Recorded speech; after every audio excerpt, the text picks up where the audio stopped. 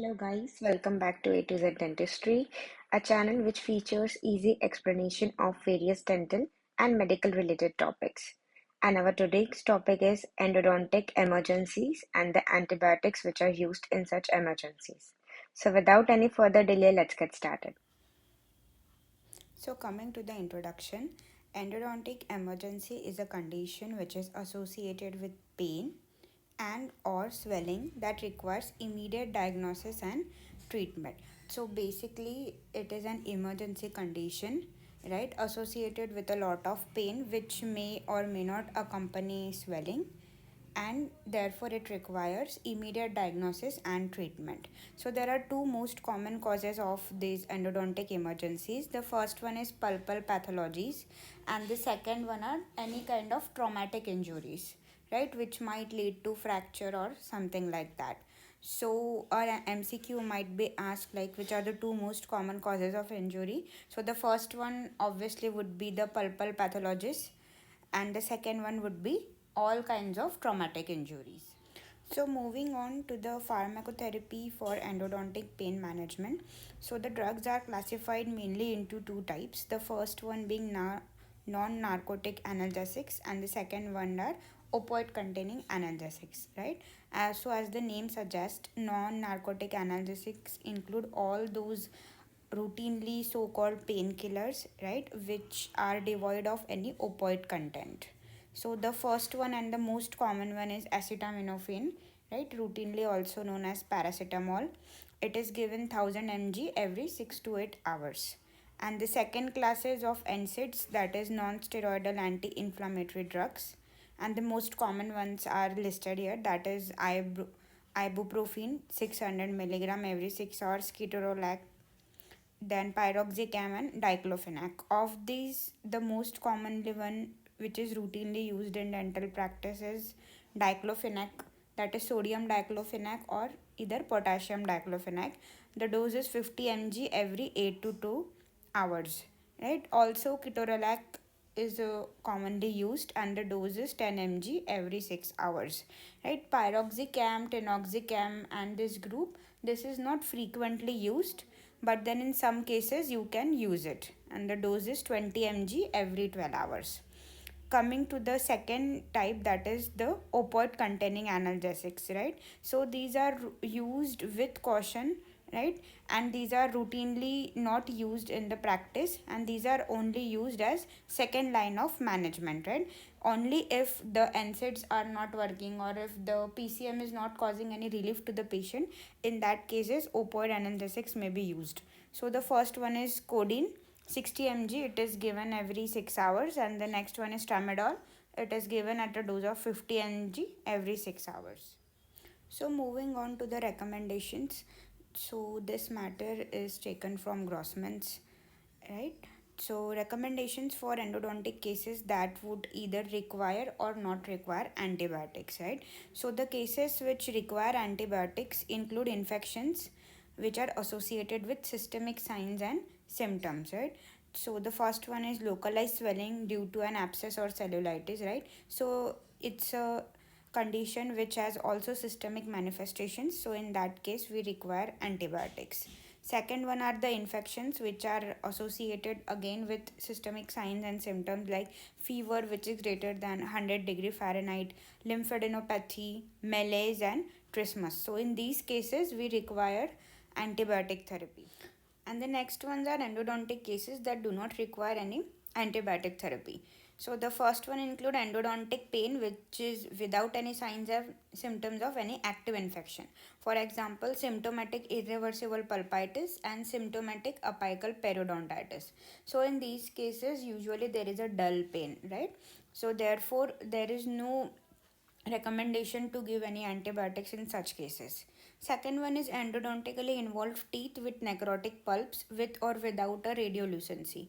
So already the pulp is necrotic, right? So there are no active nerve endings or no active signs of inflammation. So in these cases also we do not routinely require any antibiotics. And the third one is endodontically involved teeth with the sinus tract, that is asymptomatic apical abscess. So again there is in this case a sinus tract is formed, right? So already all the material, the pus which is present there would be drained via the sinus tract, so there is no active pain as such to the patient. So in these cases also we do not routinely require any antibiotics. So this is a quick overview of common antibiotics which are used in endodontic emergencies. So the first one is amoxicillin, second one amoxicillin with clavinate or clavinic acid, third is clindamycin, fourth one is metronidazole, and fifth one are cephalosporins, right? So in total 5 antibiotics are routinely used in case of these endodontic emergencies. Of these, amoxicillin with clavinate and cephalosporin belong to the penicillin group of antibiotics. So now we will be studying each of these antibiotic in a little bit of detail. Right? So our first antibiotic is amoxicillin. So this is the most frequently used antibiotic, right? So this is a form of semi-synthetic penicillin and it has a broader spectrum of antibacterial activity. So it covers a broad range of bacteria, therefore this is the most commonly used drug, right? And it is also the antibiotic of choice for treating endodontic infections, right? So an MCQ might be asked like which is the most common type of antibiotic for treating endodontic infections, so that would be amoxicillin. um, so the dose of this amoxicillin is 1000 milligram, which is the loading dose, followed by 500 mg every 8 hours for 5 to 7 days. So all these doses are taken from Grossman's, so you can be rest assured that this is the required dosage of the drug. So our next drug is amoxicillin in combination with clavinate or clavinic acid. Right? So this clavinic acid is basically a beta lactamase inhibitor and it is added in combination with amoxicillin so as to overcome the bacterial drug resistance, right? So there are some bacteria which are beta lactamase producing bacteria, right? So what it does is that it renders the normal amoxicillin ineffective.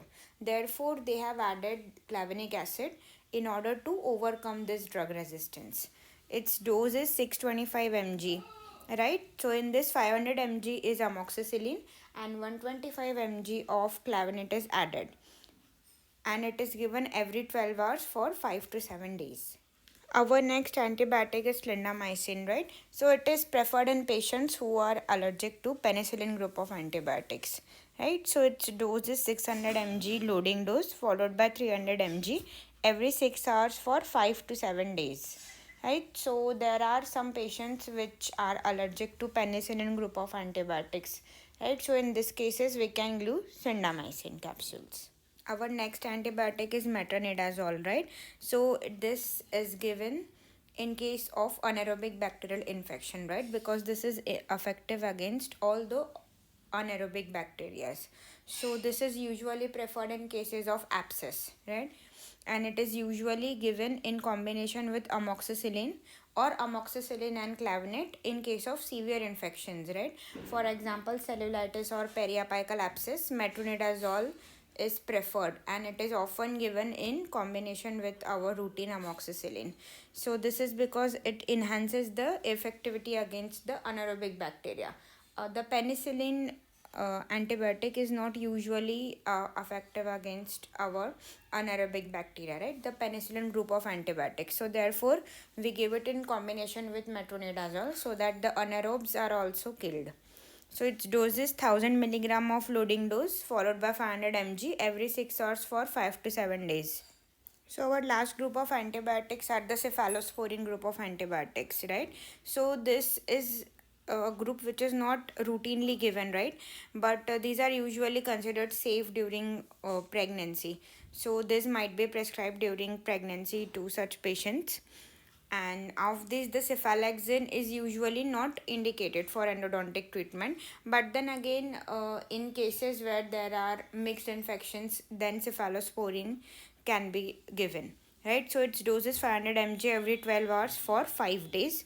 So this cephalosporin group contains a range of different cephalosporins which have different activities against either gram positive, gram negative, or both the bacteria. So we'll be diving a little bit into detail of this generations of cephalosporins. So these are the 4 generations of cephalosporins, right? So the first generation is the prototype and the very first drugs which are belonging to the class of cephalosporins, right? So these contain cefadroxin, cefazolin, cefazidone, etc., right? So these have good activity against gram positive and moderate activity against gram negative bacteria. The second generation contains cefaclor, cephonic acid, and all other cephalosporins, right? So these have good activity against gram negative bacteria and a moderate activity against gram positive bacteria. The third generation contains cefixime, cefotoxamine, etc. Now these have a very good activity against gram negative bacteria, but these have very weak activity against gram positive bacteria. So usually preferred in case where there is gram negative bacteria involved in infection. The fourth generation contains cefepime, right? So these have a good activity against gram negative bacteria and also an extended activity against gram positive bacteria. So in cases where we are suspecting any mixed infection involving gram positive and gram negative bacteria, we can give fourth generation of cephalosporins. But then again, these are not routinely given. Only in cases where there is severe resistance to penicillin and all, we prefer cephalosporins. So, guys, this was all about antibiotics which are routinely used in endodontic emergencies. I hope you understood the topic well. Thank you for listening to this video and kindly consider subscribing to my channel A to Z Dentistry. Till then, this is Dr. Snail signing off. Bye bye.